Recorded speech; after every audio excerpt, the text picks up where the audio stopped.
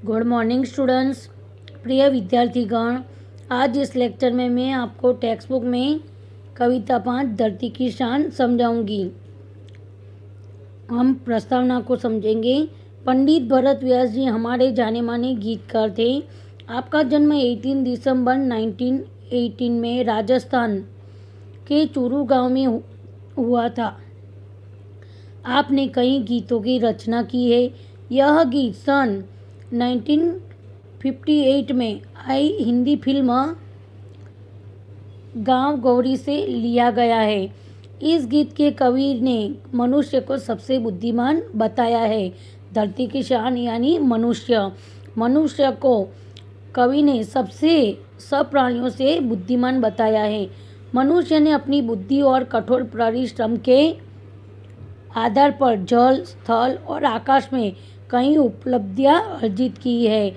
मनुष्य ने अपने बुद्धि और कठोर परिश्रम से जल यानी पानी, स्थल यानी जगह और अवकाश में भी बहुत सारी उपलब्धियां प्राप्त की है।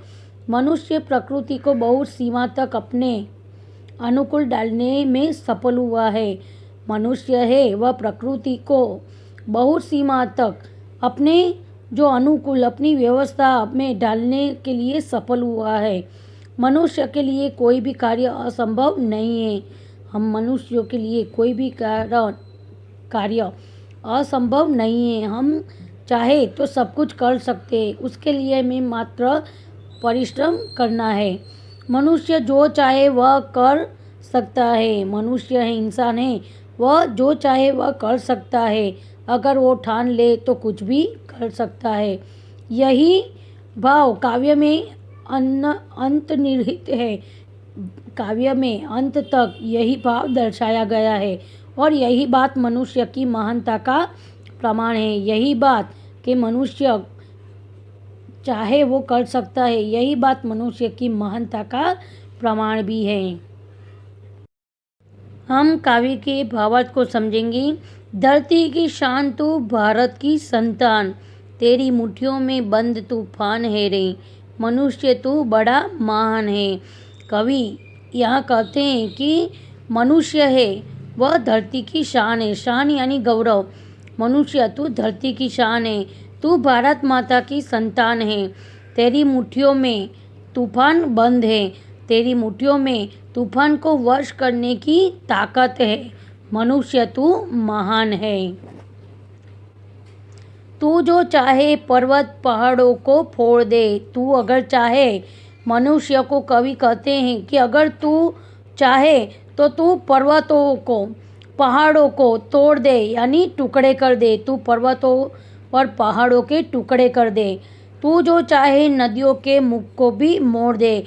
हे मनुष्य, तू अगर चाहे तो ये नदियों का जो बहाव है उसे भी तू मोड़ दे। तू जो चाहे माटी से अमृत निचोड़ दे। मनुष्य को कहते हैं कि अगर तू चाहे तो माटी से अमृत निचोड़ दे यानी माटी से भी अमृत को निकाल दे। निचोड़ यानी निकाल, तोड़ दे यानी टुकड़े कर देना, मुख यानी बहाव। तू जो चाहे धरती को अंबर से जोड़ दे। हे इंसान, मनुष्य, तू अगर चाहे तो इस धरती को अंबर यानी आकाश से जोड़ दे। अमर तेरे प्राण, मिला तुझको वरदान। तेरे प्राण हैं वह अमर है। अमर यानी न मरने वाला। तेरे प्राण अमर है, यह तुझको वरदान मिला है। तेरी आत्मा में स्वयं भगवान है रे। तेरी आत्मा में स्वयं यानी खुद, तेरी आत्मा में खुद भगवान बसे हुए हैं। तो कवि मनुष्य को यह सब कुछ कहते हैं कि वह पर्वत और पहाड़ों को तोड़ दे। वह अगर चाहे तो पर्वत और पहाड़ों को के टुकड़े कर दे। नदियों के मुख को भी मोड़ दे। नदियों का जो बहाव होता है, प्रवाह होता है, उसे मोड़ दे। माटी में से अमृत निकाल सकता है। मनुष्य अगर चाहे तो धरती को अंबर से जोड़ सकता है। अगर मनुष्य चाहे तो उसके अमर उसके प्राण हैं और उसे ईश्वर का वरदान मिला हुआ है। मनुष्य की आत्मा में खुद भगवान बसे हुए हैं। नैनों में ज्वाल तेरी गति में भूचाल, तेरी छाती में छिपा महाकाल है। कवि मनुष्य से कहते कि हे मनुष्य, नैनों, नयन यानी नेत्र, आँख, अगर तू क्रोधित हो जाए तो तेरे नेत्रों से तू ज्वाला बरसा सकता है। ज्वाला यानी आग, अग्नि, तेरी नेत्रों से आग बरसा सकता है। तेरी गति यानी चाल, तेरी चाल में भूचाल है, भूचाल यानी भूकंप, तेरी चाल में वह शक्ति है जो भूकंप में होती है। तेरी छाती में महाकाल रूपी शिव बैठा हुआ है। मनुष्य से कहते हैं कि तेरी चाल में भूकंप लाने जितनी शक्ति है और तेरी छाती में महाकाल बैठा हुआ है। पृथ्वी के लाल तेरा हिमगिरी सा भाल, तेरी भ्रुकुटी में तांडव का ताल है। हे मनुष्य, पृथ्वी के पुत्र, तेरे पास हिमालय जैसा ऊंचे दर्जे का दिमाग है। हिमगिरी यानी हिमालय और बाल यानी ललाट। तेरे पास हिमालय जैसा ऊंचे दर्जे का दिमाग है। तू अगर क्रोध में अपनी भौं तिरछी कर दे तो उसका वही असर होगा जो शिव के तांडव के ताल में होता है। भ्रुकुटी यानी भौं, तांडव यानी शिव के जैसा भयंकर नृत्य, ताल यानी लय। तो मनुष्य से कहते कि हे मनुष्य, तेरे पास हिमालय जैसा ऊंचे दर्जे का दिमाग है। तू अगर क्रोध में अपनी भौं तिरछी कर दे तो उसका वही असर होगा कि शिव के तांडव के ताल में होता है। नीच को तू जान, जरा शक्ति पहचान, तेरी वाणी में युग का आह्वान है रे। नीच को यानी खुद को तू जान, जरा अपनी शक्ति को पहचान। हे मनुष्य, तू अपने स्वयं को खुद को जान और तेरे में जो शक्ति है उन शक्तियों को पहचान। तेरी वाणी यानी तेरी आवाज़ में युग की ललकार है। तू